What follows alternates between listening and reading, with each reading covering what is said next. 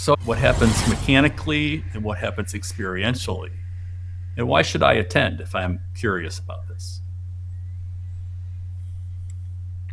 I think experientially it's different. Most people listening to this would agree that they think twice now about hour-long webinars.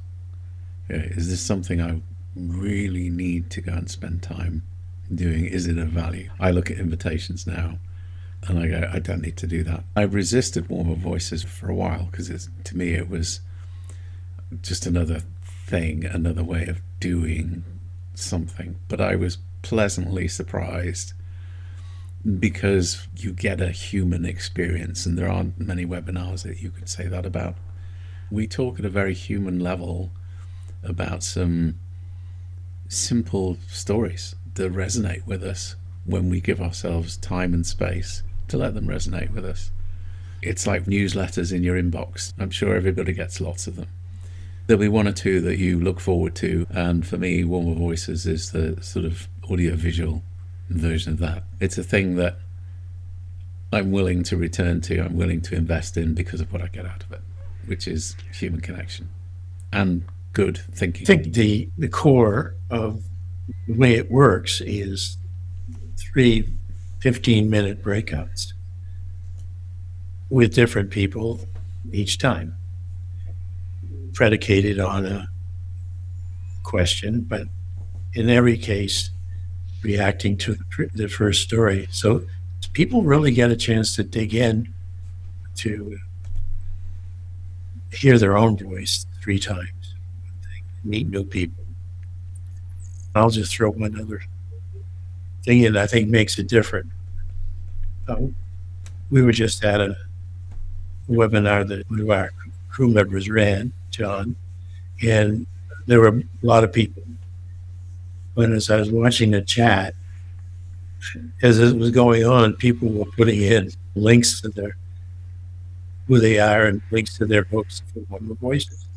We said, leave your book and your credentials aside and just be you.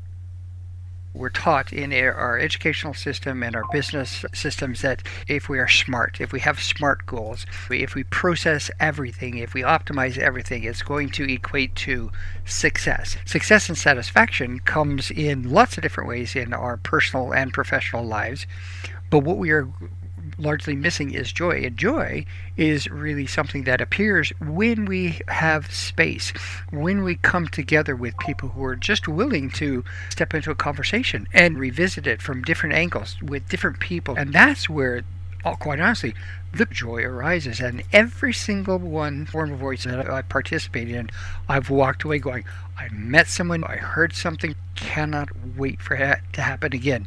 Almost every other meeting I have in my day is exactly the opposite. I'm satisfied, I'm getting work done, but this is the place that holds the space to really facilitate communication and really joyful learning.